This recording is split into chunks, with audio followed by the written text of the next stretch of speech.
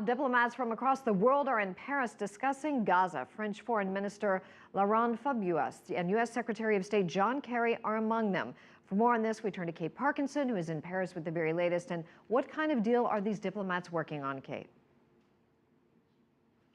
Well, yes, as you say, the diplomatic efforts to try and end the conflict in Gaza moved to Paris on Saturday when the U.S. Secretary of State John Kerry, who's very much been spearheading the international efforts to try and negotiate a ceasefire between Israel and Hamas, met with his French counterpart Laurent Fabius, as well as foreign ministers from other European nations, as well as foreign ministers from Turkey and Qatar. Now, it's interesting that the foreign ministers from these two countries were represented at the talks in Paris today. Certainly, Hamas has been very keen for its allies, Turkey and Qatar, to be involved in the ceasefire negotiations. And certainly the United States and its allies will be keen to see these two countries play the role of intermediary and use their influence over Hamas. Certainly a key role to play because the United States itself has no direct contact with Hamas and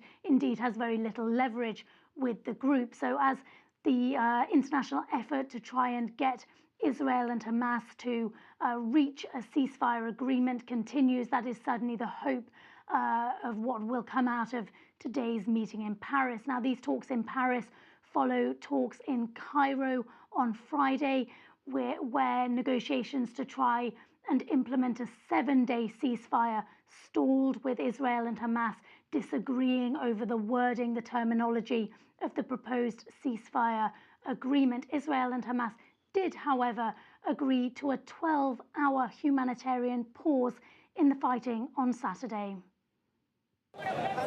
Palestinians in the Gaza Strip poured into the streets on Saturday to stock up on food supplies.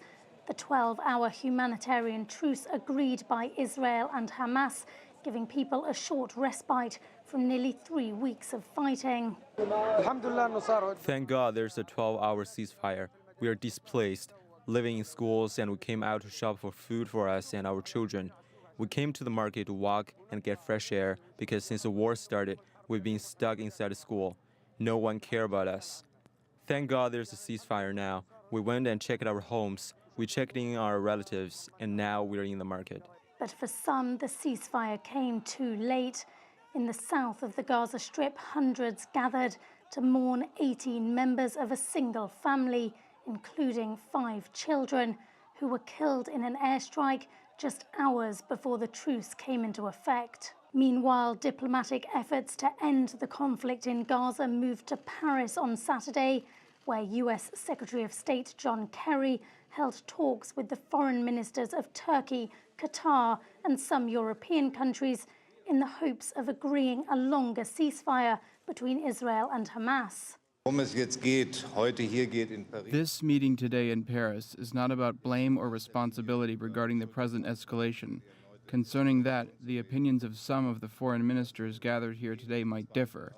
What this meeting is about is that we need to put a stop to people dying, and that's why I'm glad that, initiated by the Americans, the French, British, and Italian foreign ministers, have gathered here today with representatives from the Arab world and Turkey. Despite the difficulties in getting Israel and Hamas to agree to end the conflict, the Paris meeting ended with a note of optimism from the French foreign minister. This has been a positive meeting. It allowed us to identify a mutual direction for the international intervention in favor of a ceasefire in Gaza.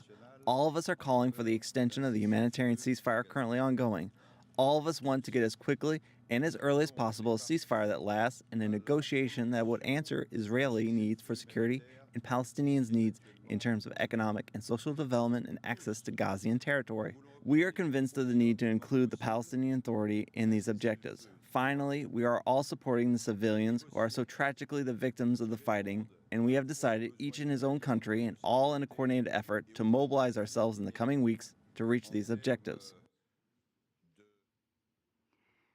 As that 12-hour humanitarian ceasefire came to an end on Saturday evening, Israel actually announced that it would extend the ceasefire by 4 hours. It wasn't immediately clear whether Hamas would do the same. And actually, in the past half an hour, we've heard reports from colleagues in Israel who say that 3 rockets have been fired from the Gaza Strip into Israel, a sign that Hamas or militant groups allied to Hamas were not willing to extend the ceasefire from their side.